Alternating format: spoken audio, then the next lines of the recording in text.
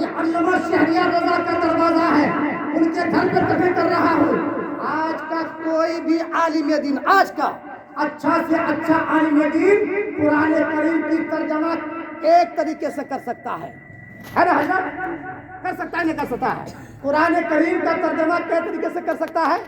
ایک طریقے سے۔ اگر کسی نے ایک طریقے سے قرآن کا ترجمہ کر لیا تو وہ بہت بڑا عالم ہو گیا آج کی ڈیٹ میں، آج کی ڈیٹ میں۔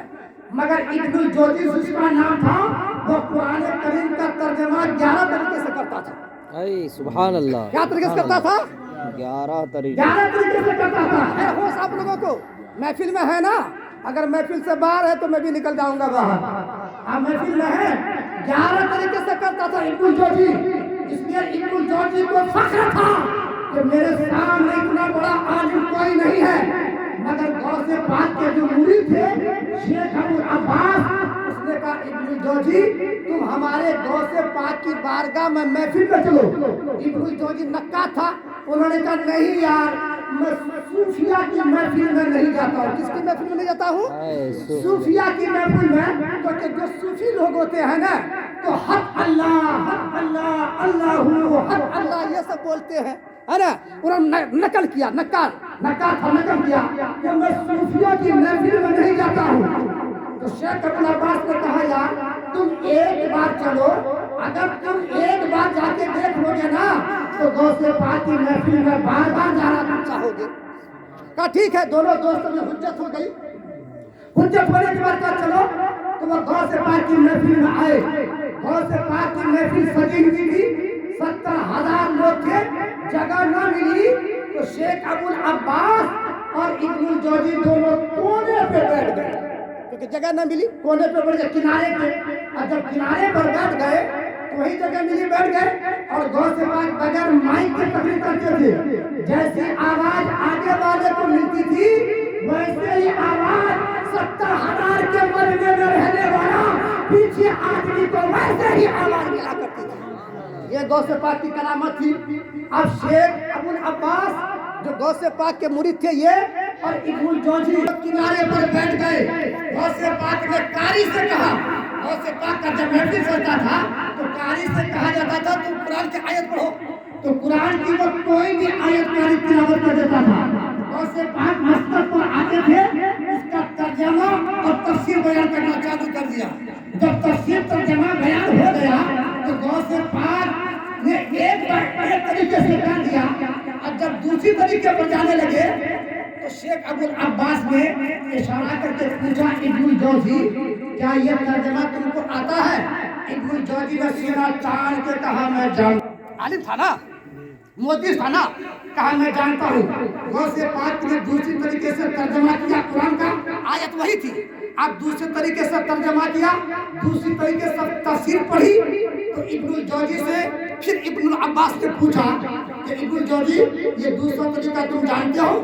انہوں نے سینہ تان کے ٹھوک کے کہا میں جانتا ہوں۔ غوث پاک نے اسی آیت کا تیسرے طریقے سے ترجمہ کیا، پوچھا کہ جانتے ہو؟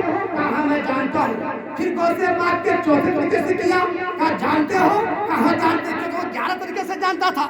تو غوث پاک جب 11 طریقے سے ترجمہ کر چکے تو شیخ ابو عباس نے پوچھا کہ ابن الجوزی جانتے ہو؟ سینہ ٹھوک کے کہا جانتا ہوں۔ اب 11 طریقے کے بعد غوث پاک 12ویں طریقے میں آ گئے۔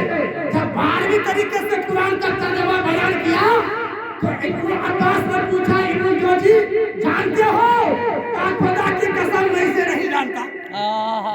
کیا کہا؟ سبحان اللہ، سبحان اللہ۔ میں نہیں جانتا۔ ماموں آپ سو رہے ہیں کیا؟ میری نہ وہ ماموں بھائی سو رہے ہیں، میری تقریر میں اگر سوئیے گا تو بات اب کچھ اور ہو جائے گی، اور سونے پر بھی میں بول دیتا ہوں۔ غوث پاک کی محفل میں ایک مرید تھا غوث پاک کا، اس کا نام تھا شیخ علی بن حیدی رضی اللہ تعالیٰ عنہ۔ کتاب آیا ہے نا، علی بن حیدی کے بارے میں ہے کہ اگر آپ رات میں سو رہے ہیں اور مچھردانی نہیں ہے تو 3 بار نام لے لیجیے، علی ابن حیدی رحمۃ اللہ علیہ، علی ابن حیدی رحمۃ اللہ علیہ، اور بستر کے چاروں طرف پڑھ کے آپ پھونک مار کے سو جائیے، ایک بھی مچھر رات بھر نہیں کاٹے گا۔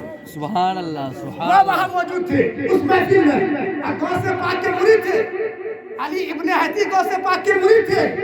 اور جب تقریر ہو رہی تھی علی ابن حیدی سامنے سن رہا تھا، नींद आ गई अली इब्ने हैती रजी अल्लाह रहमतुल्लाह अलैह को। और जब नींद आ गई तो गौसे पाक रजी अल्लाह ताला अन्हु जो तकरीर कर रहे थे वो उनके सामने खड़े हो गए हाथ बांध के। बताइए ये पीर है, गौसे पाक पीर है और अली इब्ने हैती कौन है? मुरीद है। खड़े हो गए और जब खड़े हो गए हाथ बांध कर तो अजीबोगरीब मामला हो गया। कुछ देर तक खड़े रहे, मजलिस के सारे आदमी देखने लगे। लोगों ने पूछा कि या अब्दुल कादिर जिलानी, आप अली इब्ने हैती जब सो रहा था तो आप उनके सामने हाथ बांध कर खड़े हो गए, ये तो बरअक्स उल्टा है, मामला उल्टा हो गया क्योंकि वो तो आपका मुरीद है और आप पीर हैं, वो पीराने पीर हैं। आप उनके सामने हाथ बांध के क्यों खड़े हो गए? तो गौसे पाक ने कहा पूछ इनसे। गौसे पाक ने क्या फरमाया कि पूछ अली इब्ने हैती से। जब अली इब्ने हैती से पूछा गया कि तुम महफिल में सो क्यों गए? कहा जब गौसे पाक की तकरीर हो रही